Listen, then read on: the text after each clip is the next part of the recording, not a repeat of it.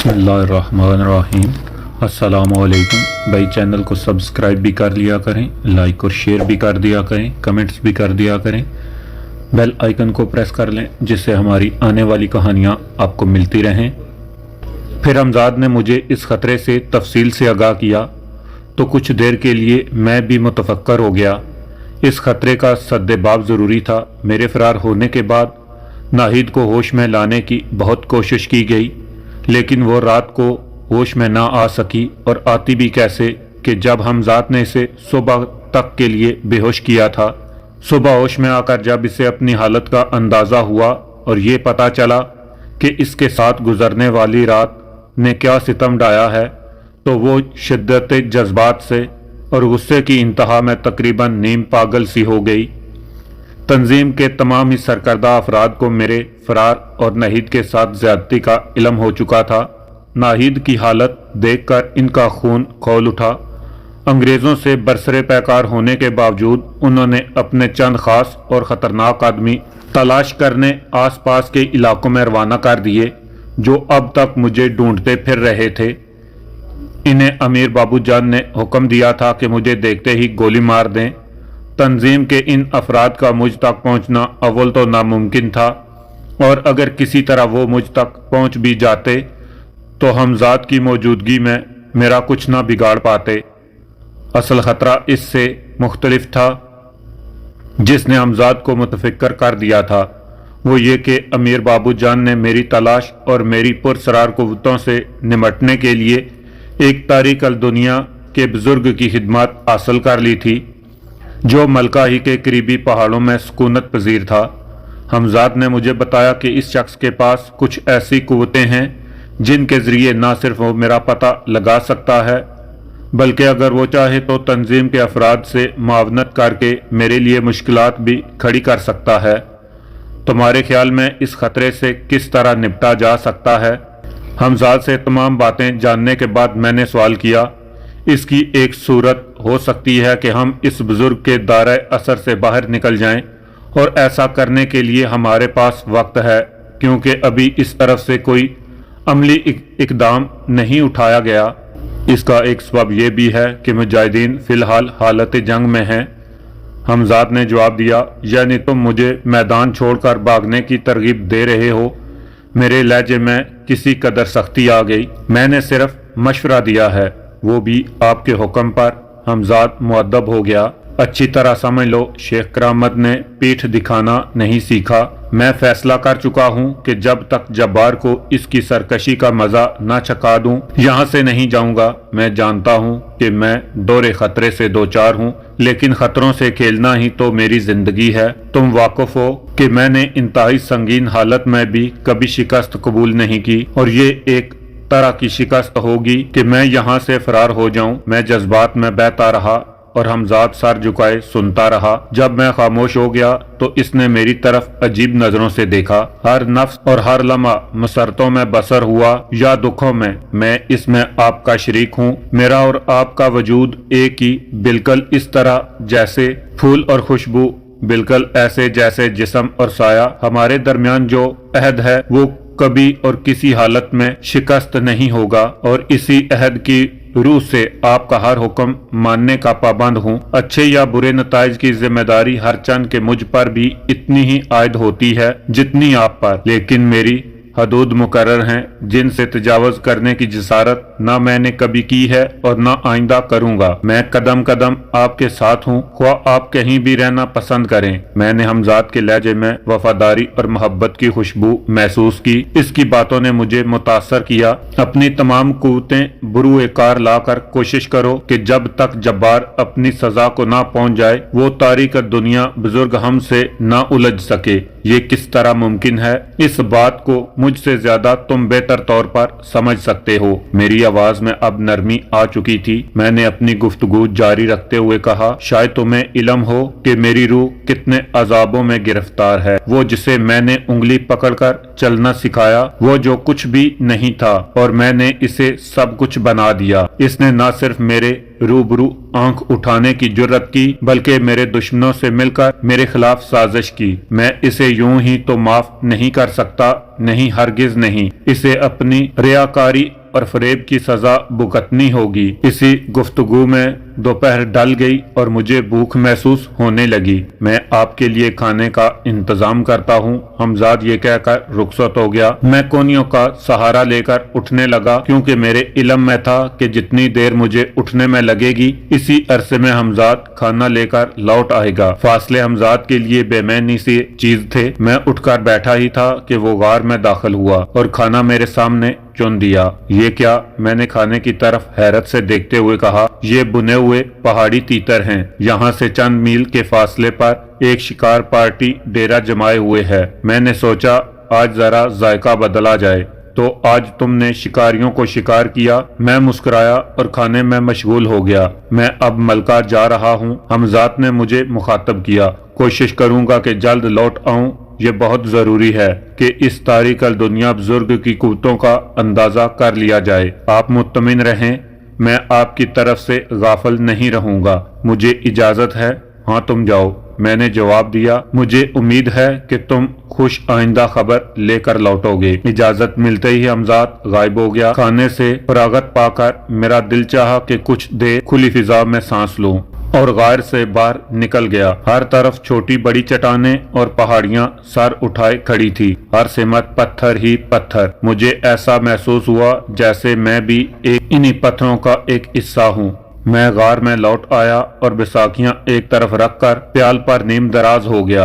अब मैं आंखें बंद किए अपनी बेमुस्तकबिल जिंदगी के बारे में सोच रहा था। एक गुम करदा राह शख्स जिसकी कोई मंजिल नहीं, जिसे कहीं पनाह नहीं, जिसके नसीब में करार नहीं लिखा। अज़तराब, बेचैनी, हंगामे, मारदार, पुलिस से टकराव, मिलिट्री से पंजाकशी, अंग्रेज हुकूमत से दुश्मनी, मुहब्बिल वतन अफराद से लाग, पुरसरार और नादीदा कुव्वतों से मारके, शहरों शहरों तन्हाई, आवारगी, बेबसी, महरूमियां। मेरे जहन में ख्यालात की आंधियां सी चलने लगी। फिर न जाने कब इन्हीं ख्यालों के गर्दाब से एक चेहरा उभरा। इस चेहरे पर उदासी थी, मासूमियत और बोलपन था। रफ्ता रफ्ता इस चेहरे के खतूत बदलने लगे। इस चेहरे पर अयारी की तहें चढ़ गईं और देखते ही देखते वो चेहरा बिल्कुल बदल गया। मैं तुझे पहचान चुका हूँ जब्बार, पहचान चुका हूँ, मैं बुड़बुड़ाया। इस अरसे में मेरे तसव्वुर की कुव्वत मुतहर्रक हो चुकी थी। तू वो है जिसने मुझे मापारा के कुर्ब से महरूम रहने पर मजबूर किया। तू वो है जिसने नाहिद को मुझसे छीनना चाहा। तू वो है जिसने मुझे कहीं सुकून से ना बैठने दिया। तू वो है। मेरी बुड़बुड़ाहट खत्म हो गई। मेरी तमाम तवज्जो तस्वीर पर मरकूज हो चुकी थी। अब वो पूरा खैमा मेरे दायरा तसव्वुर में आ चुका था। जहाँ जब्बार मौजूद था, खैमे का पर्दा अंदर से बंद था। जब्बार की आंखें सुर्ख थी। वो किसी लड़की पर झुका हुआ था। लड़की गालबन बेहोश थी। वो कहते हैं मुझे अभी और जागना है, मगर अब मैं नहीं जाग सकता। मैं थक गया हूँ। मैं सोना चाहता हूँ। मैं सो जाऊंगा। जब्बार की बोझल और नशीली आवाज सुनाई दी। गार में अंधेरा फैलते ही हमजाद लौट आया। अभी हमारे पास 2 रातें बाकी हैं। इस तारीकल दुनिया बुजुर्ग ने 40 घंटे का चिल्ला खींचा है। चिल्ला पूरा होने के बाद वो अमीर बाबूजान को आपके बारे में सही मालूमात फराम कर सकेगा। वो आपकी तलाश और आपसे निपटने के सिलसिले में तंजीम के साथ पूरी मावनत करने पर आमादा है। यहाँ तक के वो बजाते खुद आपके मुकाबले पर आने को तैयार हो चुका है। हमजाद ने आते ही मुख्तसर मुझे सब कुछ बता दिया। अभी तो 2 रातें बाकी हैं और ये 2 रातें जब्बार से इंतकाम लेने के लिए काफ़ी हैं। मैंने सोचते हुए कहा, जब्बार के बारे में तो गालबन मुझे कुछ बताने की ज़रूरत नहीं। आप खुद सब कुछ अपनी आंखों से देख चुके हैं। वो इस वक्त अपने खेमे में गहरी नींद सोया हुआ है। मेरे ख्याल से ये मौका गनीमत है। अगर आप हुक्म दें तो इस किस्से को ख़त्म कर दिया जाए। हमजाद की आवाज़ में सफाकी थी। हाँ, ये किस्सा अब ख़त्म ही हो जाना चाहिए, मगर इस तरह नहीं जिस तरह तुम सोच रहे हो। इसे इतनी आसानी से नहीं मरना चाहिए। ये कहते हुए जैसे मेरे सारे जख्म ताज़ा हो गए। हमजाद मेरा हुक्म सुनने के लिए हमतन गोश था। इसे इसी हालत में यहाँ उठा लाओ। यहाँ से मेरी मुराद ये पहाड़ियाँ, ये दर्रे, ये चट्टानें और पथरीले रास्ते हैं। यहाँ इसे सिसका सिसका कर मारा जाएगा ताकि मरने से पहले वो जान सके कि इसे इतनी इबरतनाक मौत से क्यों दोचार होना पड़ा। वो जान सके कि बेवफाई, फरेब और अयाकारी का अंजाम कितना भयानक होता है। आज की रात मेरी जिंदगी में यादगार रात होगी। मेरी समात ने वो खुशखबरी बहुत जल्द सुन ली जिसका मैं एक मुद्दत से मुंतज़िर था। हमजाद ने मेरे हुक्म की तकमील करने में बहुत कम वक्त लिया था। वो गार के बाहर सामने वाली चट्टान पर खौफजदा और हैरानो परेशान खड़ा है। क्या आप इसे देखना पसंद करेंगे? हमजाद ने पूछा। हाँ, मुझे वहाँ ले चलो, मैंने बेचैनी से कहा। हमजाद मुझे गार से बाहर ले आया। चांदनी रात में एक साया सामने वाली चट्टान पर नजर आया। अगर इसे चट्टान से नीचे धकेल दिया जाए तो वो मरेगा तो नहीं? मैंने हमजाद से सरगोशी की। ऐसा मुमकिन है क्योंकि चट्टान काफी बुलंद है, हमजाद ने जवाब दिया। मगर तुम ऐसा नहीं होने दोगे। इसे चट्टान से नीचे गिरने तक सिर्फ इतनी चोटें आनी चाहिए कि वो ना सिर्फ जिंदा रहे बल्कि अपने पैरों पर खड़ा भी हो सके। ऐसा ही होगा तो फिर जाओ। जब्बार को जैसे सक्का सा हो गया। गालबन वो समझ नहीं पा रहा था वो कहाँ है और किस तरह इस अजनबी जगह तक पहुंच गया है। इसी आलम में हमजाद इसके करीब पहुंच गया। हमजाद के हाथ को हरकत हुई और दूर तक पहाड़ियां जब्बार की चीख से गूंज उठीं। जब्बार का जिस्म बुलंद चट्टान से नीचे लुढ़क रहा था। मैंने हमजाद का साया भी इसके जिस्म के साथ साथ मुतहर्रक देखा। जब्बार का जिस्म मुझसे चंद कदम के फासले पर आके गिरा। इसका पूरा चेहरा लहूलुहान था। वो जख्मों की शिद्दत से चूर चूर बुरी तरह चीख रहा था। यहाँ तुम्हारी फरियाद और चीख व पुकार सुनने वाला कोई नहीं। तुम्हारे दोस्त इस वक्त मीठी नींद सो रहे होंगे। दोस्त, मेरी आवाज़ सुनते ही जब्बार के जिस्म पर जैसे बिजली गिर पड़ी। वो एकदम उछल कर बैठ गया और चीखा, हमजाद, इस कदर घबरा गए कि तुम्हें यह भी याद नहीं कि इस हालत में तुम्हारा हमजाद तुम्हारी मदद करने नहीं आ सकता। तुम नापाक हो। अपनी किस्मत के फैसले को कबूल करो और मरने से पहले जान लो कि तुम्हें तड़पा तड़पा कर क्यों मारा गया। शेख, मुझे माफ कर दो। मैं अब तुमसे कुछ नहीं कहूँगा। जब्बार हामता हुआ बोला। जब्बार, मौत के खौफ ने तेरे हवास गुम कर दिए हैं। बस तुझ में ना पहले कभी इतनी हिम्मत थी ना अब है कि मुझसे कुछ कह सके। दर गुजर का वक्त बीत चुका है। तुझे देखकर मेरे जख्म हरे हो गए हैं और अब मुझे इस वक्त सुकून मिल सकता है जब मैं तेरी आखिरी हिचकी सुन लूं। ये कहते हुए मेरी आंखों में वो मंजर घूम गया जब जब्बार ने मुझसे मापारा के बारे में कहा था। मापारा मेरा नहीं, इसका हक है। फिर जब्बारी के दरमियान में आने के सबब मैं मापारा से महरूम रह गया था। ये सब याद आते ही मेरी आंखों में खून उतर आया। मैंने हमजाद को मुखातब किया जो मेरे हुक्म का मुंतजिर था। इस पर पत्थर बरसाओ, इसे तड़पाओ, सिसकाओ, इन पथरीले रस्तों पर इसका जिस्म घसीटो और इसे मरने मत दो। जब्बार के जिस्म पर पत्थर बरसे।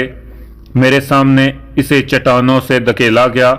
ऊंचे नीचे खुरदरे और सख्त पथरीले रस्तों पर इसके लहूलुहान जिस्म को घसीटा गया।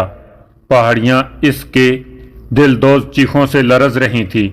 वो कई बार बेहोश हुआ मगर हमजाद इसे फिर होश में ले आया। सुबह होने तक मेरी आंखें ऐसे ही मंजर देखती रहीं।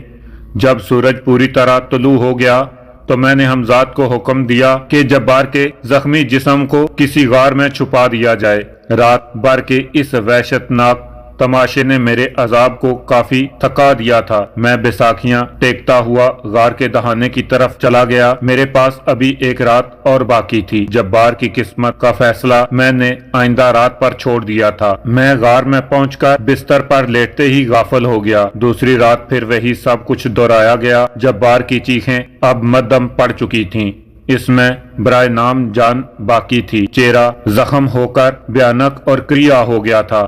اس کے جسم پر کپڑوں کی جگہ خون میں تر بتر چیتڑے لپیٹے ہوئے تھے۔ جسم کی کھال اور گوشت سے جگہ جگہ خون رس رہا تھا۔ میں نے اس کی طرف سے منہ پھیر لیا اور دور ہٹ گیا۔ انتہائی قوت و برداشت رکھنے والے کسی بھی شخص کے لیے بھی یہ ممکن نہ تھا کہ اتنا شدید زخمی ہونے کے باوجود ہوش میں رہ سکتا، لیکن جبار ہوش میں تھا، اس لیے کہ حمزات نے اس پر بے ہوشی طاری نہیں ہونے دی تھی تاکہ وہ اذیت اور تکلیف کی شدت کو محسوس کر سکے۔ اب اس کے جسم میں مزید طاقت نہیں کہ اسے زندہ رکھا جائے۔ حمزات میرے قریب آ کر بولا، اسے یہاں سے اٹھا کر ایسی جگہ پھینکو جہاں درندے اس کے جسم کے ساتھ انصاف کر سکیں۔ میں نے غار کی طرف مڑتے ہوئے کہا، کیونکہ اب میں خود بھی اتنی ہمت نہیں پیدا کر پا رہا تھا کہ اس کے موجودہ جسم کو قریب سے دیکھ سکوں۔ رات کا آخری پہر تھا اور میری کیفیت کسی ایسے شخص کی سی تھی جو تیز طوفانوں سے گزر کر آیا ہو۔ میرے کانوں میں جبار کی چیخیں گونج رہی تھیں، میری آنکھوں میں وہ منظر گھوم رہے تھے جب جبار پر تشدد کیا جا رہا تھا۔ چند لمحوں کے لیے مجھے اپنے وجود سے شرم سی محسوس ہوئی اور میں بڑبڑایا، یہ کیا درندگی ہے، کیا وحشت تھی، کہیں میں انسان سے درندہ تو نہیں بن گیا ہوں۔ جذبات کا سہل بے کراں تھم چکا تھا، انتقام کی آگ سرد ہو چکی تھی اور اب میں ایک عجیب سے تعصب، شرمندگی اور دکھ میں مبتلا تھا۔ حمزات جبار کے جسم کو ٹھکانے لگا کر لوٹ آیا تھا۔ اس سے بھی میری حالت چھپی ہوئی نہیں تھی۔ کیوں آپ کو نیند نہیں آ رہی؟ اس نے پوچھا۔ ہاں میں سونا چاہتا ہوں مگر نیند نہیں آ رہی۔ میں نے رک کر چڑھی ہوئی سانسوں کے درمیان کہا، مجھے سلا دو مجھے۔ میں نے اپنے تیزی سے دھڑکتے ہوئے دل پر ہاتھ رکھا۔ حمزات قریب آیا۔ میں نے اپنی کنپٹیوں پر دباؤ محسوس کیا اور میرا ذہن پرسکون ہوتا چلا گیا۔ مجھے ایسے لگا جیسے میرے جسم کو رسیوں میں جکڑ کر بل دیے جا رہے ہوں۔ مجھے اپنا وجود، مجھے اپنا جوڑ الگ ہوتا ہوا محسوس ہوا۔ پھر ایک وحشتناک کہکے نے میرے سارے حواس جھنجھوڑ کر رکھ دیے۔ میں نے گھبرا کر آنکھیں کھول دیں اور پھر میں پلکیں جھپکانا بھول گیا۔ کہکا پھر گونجا، ماں پارا، میں جیسے چیخ پڑا۔ ایک روشن اور چمکیلا ہیولا میرے روبرو تھا، سرتاپا سفید، سرتاپا روشن، اور اس ہیولے کے خدوخات انسانی تھے۔ کیوں آخرکار اکیلے رہ گئے؟ جانی پہچانی آواز سنائی دی، شیخ تمہیں سکتہ کیوں ہو گیا؟ ڈر گئے مجھ سے؟ تم تو بہت بہادر تھے، بولو۔ اس وقت مجھے اپنے جسم میں اینٹن سی محسوس ہوئی۔ میری نظر جسم پر پڑی، میرے تمام جسم پر سانپ لپٹے ہوئے تھے۔ میری روح کانپ اٹھی۔ حمزات، میں چلایا، میری موجودگی میں اس کی اتنی جرت نہیں کہ وہ غار میں داخل ہو سکے۔ جسم کی قید سے آزاد ہو کر اب میں نے کچھ اور روحانی قوتیں حاصل کر لی ہیں جن کے سامنے اب تمہاری کوئی پرسرار قوت نہیں ٹھہر سکتی۔ مگر ڈرو نہیں، میں تمہاری جان لینے نہیں آئی، کیونکہ یہ کام اب میرے لیے بہت معمولی ہے۔ شاید تمہیں یہ جان کر تعجب ہو کہ تم سے انتہائی نفرت کے ساتھ ساتھ میں نے محبت بھی کی ہے، وہ محبت جو ایک دشمن کو دوسرے دشمن سے ہوتی ہے۔ میری باتیں تمہیں عجیب تو لگ رہی ہوں گی، مگر انہیں سمجھنے کی کوشش کرو تو سمجھ بھی سکتے ہو۔ میں زندہ تھی تو تمہارے سوا کسی نے میرے ساتھ سرکشی کرنے کی جرت نہیں کی۔ کوئی میری پرسرار قوتوں کو شکست نہ دے سکا۔ وہ تم تھے، صرف تم، کہ تم نے مجھے شکست دی، اور جس دن میں تم سے ہار گئی اس دن میں نے تمہارے لیے اپنے دل میں محبت محسوس کی۔ میرے دل میں تمہاری عزت بڑھ گئی۔ میں نے اپنی جان سے گزر کر اپنی آن کو بچا لیا اور اس طرح جیت کو بھی ہار میں بدل دیا۔ ماں پارا کی آواز رک گئی اور اس کی روح کا ہیولا میرے کچھ اور نزدیک آ گیا۔ کوشش فضول ہے، اس اذیت سے تم نہیں بچ سکتے۔ یہ سانپ اس وقت تک تمہارے جسم سے لپٹے رہیں گے جب تک میں یہاں موجود ہوں۔ شیخ، تم اس مسرت کا اندازہ نہیں کر سکتے جو اس وقت مجھے تمہیں تکلیف میں مبتلا دیکھ کر محسوس ہو رہی ہے۔ تڑپو اور چیخو، چلاؤ، اس طرح میری روح کو سکون ملے گا۔ اور ہاں، तुम्हें मुझसे इश्क भी तो था, क्यों था ना। मापारा की रूह ने मेरी तरफ चुभती हुई नजरों से देखा। जिस्मानी अजियत अब मेरे लिए नाकाबिले बर्दाश्त होती जा रही थी। ऐसा लग रहा था जैसे मेरा जिस्म फट पड़ेगा। सांपों की गिरफ्त तंग से तंग होती जा रही थी। मेरे होंठों से कराहें और सिसकियां निकलने लगी। तुम इस वक्त मुझे इतने अच्छे लग रहे हो। मापारा के जहर में बुझे हुए लफ्ज मेरी समात से टकराए। अब मेरे पास वो जिस्म तो नहीं रहा जिससे तुम्हें इश्क था। हाँ, इसका अक्स जरूर है, पर तुम इस अक्स से इश्क कर सकते हो। मैं तुम्हें नहीं रोकूंगी, मगर तुम तो कराहों और सिसकियों ही से फुर्सत नहीं कि मेरे वजूद की रोशनी महसूस करो। मापारा मेरी रूह में निश्तर चुभोती रही। मैं दोहरी अजियत में मुब्तला था, जिस्मानी भी और रूहानी भी। लेकिन इसके बावजूद मापारा के क़यामत खेज जिस्म के हेवले ने मेरे वजूद पर एक नशा सा तारी कर दिया था। वो शायद इसी नशे का असर था कि मैं इंतहाई तकलीफ भी किसी तरह बर्दाश्त कर रहा था। मैंने तुम्हें चाहा, तुम्हारे जिस्म से पूजा की हद तक इश्क किया, मगर तुमने मेरे जज्बात को ठुकरा दिया, मेरी अना को मजरू कर दिया। और मैं बामुश्किल पहली मर्तबा चंद लफ्ज़ अदा कर सका, लेकिन अपनी बात मुकम्मल न कर सका। मसाहलत की कोई